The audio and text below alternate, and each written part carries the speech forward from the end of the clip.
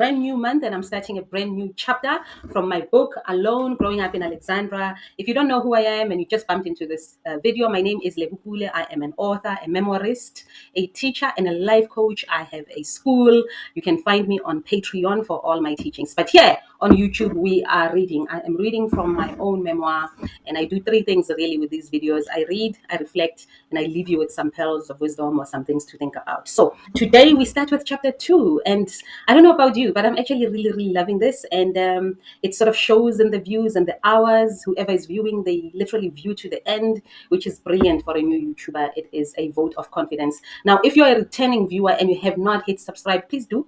Please hit subscribe and do like it. It really does help. I mean, as a person who consumes YouTube, I used to just look at the people who are saying, please like and subscribe and roll my eyes. Now I am here and I am saying like and subscribe because I see the value that it does. I mean, I really honestly think it takes nothing away from anybody. You just hit subscribe and you can even forget about me. You can hit subscribe and disappear for all I care. But yeah, if you love what you're seeing, and love what you are hearing, please do like and subscribe and do tell people about it. Do share it far and wide. So, without much ado, let us begin with chapter 2. So I've got new glasses, but they look so weird. They look ugly. So I've got, I thought they would look cool. You know, one of those things where you thought something would look cool and it just doesn't work. Let me just try it for you. Not bad, actually. Not bad. Maybe it was the lighting from the bathroom. It looked really weird. Let's see the old one. Let's see. Clark Kent vibes. No, I'll use the new one. Let's use the new one. Let's use the new ones. Yay. Okay. So I am reading from chapter 2 today, and I'm going to read a page and a half. Yeah, basically almost 2 pages. And then I'll give you some reflections, and I will then leave you with some pearls, some stuff to think about. Okay. Chapter 2, title Starting Over. South African companies are wary of entrepreneurially minded people, which is very strange. And I'm going to talk on that when we reflect.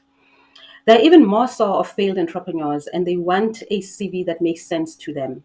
Having a CV that shows 4 years of being your own boss makes them so uncomfortable in a strange way, which was so weird. I mean, I basically having working for yourself for 4 or 5 or whatever, however many years on a CV looks bad, according to the agent that I had back then. I don't know now, but I want us to touch on that a little bit when we reflect. I needed a job desperately, so I fixed up my CV and sent it to the best employment agencies I knew at the time. I also called on a few favors from influential friends that I knew were able to assist me. Fortunately, it didn't take long before I got a job, a 12-month contract in government. I mean, it still shocks me to this day that I did a stint in government. At PESEL, oh my word, I didn't have a PESEL because it was a contract. But yeah, I still can't believe I worked in government. It was a junior position compared to my previous work experience before my years as an entrepreneur. Um, in hindsight, I realized that it was actually not a junior position. It was an assistant to a chief director. But when I said it was a junior position, I was just comparing it to before I became an entrepreneur. I used to be in business development, sales, and marketing, but mainly business development and sales, where the work was involved and it was highly independent. You know, you'd have to source a client, go to meetings, drive to clients' places, negotiate, write proposals, follow up, and eventually close the deal. So the work was much more involved than being a PA. And no offense, really, and I'm not looking down on the job. But when I said junior, I was comparing it with my previous work experience. The job was cozy, assistant to a chief director of the Gauteng Department of Social Development. I forgot the number, but it was in Commissioner Street. I remember 111 Commissioner, which was Department of Education, because I used to supply a lot of furniture at 111 Commissioner. I needed exactly that after what I had been through, a soft lending space, no pressure. I did not want to deal with targets, with turnover versus profit, with SARS. I did not want to sit in long, difficult meetings with suppliers and clients. I just wanted an 8 to 5 job and my salary and go home to sleep. I was tired. I was running on emotional empty. I was. It was bad. Those days, it was really bad. I still don't know how I made it through. I really don't. I was not only tired from the recent bankruptcy, I was also tired from life lived in the fast lane, and I'll explain what that means. The highlight of my job at the department was meeting an incredible woman, Cynthia Mgijima, my boss. Yo, Mam Mgijima. I really need to make contact with her again. Cynthia defied all negative stereotypes so often associated with black women bosses. She embraced me, she listened to my stories, she shared her stories, she empathized with me. Um, she, I lost my line. She embraced me, she listened to my stories, she shared her stories, she empathized with me, and she encouraged me to find my center. Not once did I feel she pitied me. She could be emotional with me when I needed it, but she could be rational and declined invitations to my pity party when I was feeling sorry for myself. And she did not, and she did that so delicately that I never felt rejected or abandoned. She constantly reminded me of how great and beautiful I was. Cynthia shared her stories, intriguing stories, of growing up in Swaziland and living for many years in America. She had an infectious laughter. Oh my the way we laughed with that woman. We laughed often and loud, sprouting envy from other staff members. Here were two black women at different levels in hierarchy who got on so well. The norm was black female bosses treated subordinates, especially other women, badly. Colleagues would often come to my office telling me tale after tale of how badly they're treated by their bosses. So I'm going to end it here and just quickly do some reflections and leave you with some pearls. So yeah, let us. Yeah, there's quite a lot I want to share and leave you with. Hopefully, probably leave you with more questions than answers.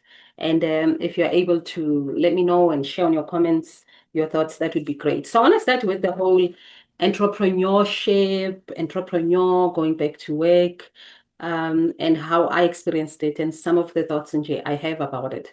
So based on the book, I mean, based on my experience, what just surprised me was how alien almost an entrepreneur is treated by the work world. And as I read further, I'm gonna, share after I got another job, because after social development, I got another job at a institution of higher learning at Regenesis, actually, and also the experience there was quite interesting. But what surprised me was how the agent itself, from the recruitment agencies, back then it was Cousins. I don't know if Cousins still exist. But I remember the interviewer, the recruitment agent lady, when she was looking at my CV, because I had literally just only put my skills. And I did say that I was my own boss. Yes, I worked at Exquisite Interiors, which was my own company, and I was supplying office furniture. And I put my core skills and my core duties, what I was doing there, which is very involved. And while she liked them, because I remember her name was Sue, I think, and she was like, "No, it's great. It's just that having worked for yourself, some companies take that, they don't take that well," and it just surprised me because one thing about entrepreneurs is that we are made very different. I believe that having an entrepreneur in an office or in a work environment, however small, because entrepreneurs, yes, they won't last very long in an organization, but they bring a skill, an experience, a nuance, abilities that no qualification can give you. So I feel like they're assets and they're overlooked. I still don't know why. Actually, I don't understand what is it about the capitalist system that is not friendly to people who go on their own. And so she was like, "Yeah, we'll put it there because I mean it was a fact, but and she wanted my company registration. She wanted some proof that indeed I was this entrepreneur that I claimed to have been, and she was very interested in how I went under and all that, which made sense. I mean, of course, you need to ask. It's the same as when someone says they were fired. You really want to know the details and the intricacies of it. But for her, it would have been much easier if Exquisite Interiors was an employer and not me. The duties were fine, the experience was excellent, but I, I felt like she almost wished I was working for someone else as opposed to, and also reference who do they call? Do they call suppliers? Do they call clients? What do they do? So it was very interesting, that little experience. And I got the job through her, by the way. They had a contract with the departments, with the government, and that 12-month contract was secured by her to the department. But I wonder how it is right now. I wonder how entrepreneurs are viewed in the workplace. And if you're listening here and you are in HR and you're in recruitment, do share. Let us know how it goes, how you guys view it. Is an entrepreneur a red flag? And if so, why? But apart from the workplace, also just human beings, ordinary people. I remember, family week, we gossip as family friend or someone, but someone in the family who was, we gossip in families. Some gossips are malicious, but some, are just like, hey, Lutwili.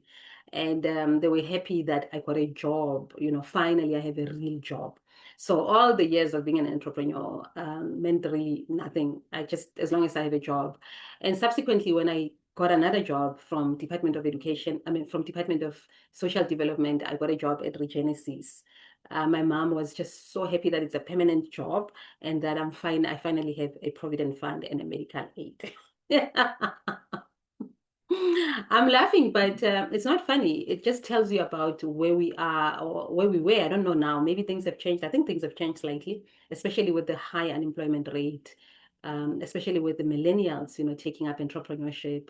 I'm sure things are slightly changing, but it just tells you how much of an outlier one was back in the days and how strange it was for a Black woman, let alone woman, but Black, being an entrepreneur and going through what I went through and then getting jobs. And I eventually left the workplace and started something else again, which you will know all about, especially when we read book 2. But for now, I just wanted to reflect on those entrepreneurial versus working aspects. Because, as South Africans, we were trained, like I said in the previous video, we are trained to go to school, get a degree, get a diploma, find a job, and last there as long as you can. Get your provident fund, which I suppose it's all fair and well. But the world is changing. The world is changing so drastically.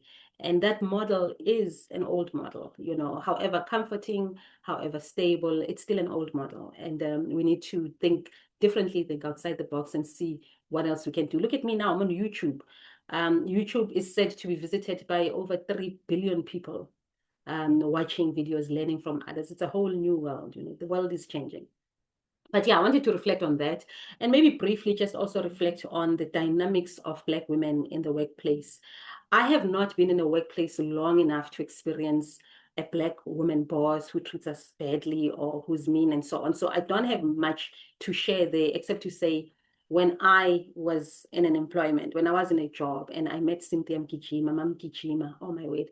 I remember how everybody from the is it a DG? I think it was a DG, the top guy, to the MECs, to everybody, to other chief directors. She was known as Mam Gijima. She was affectionate. She was loving. She was absolutely kind to me.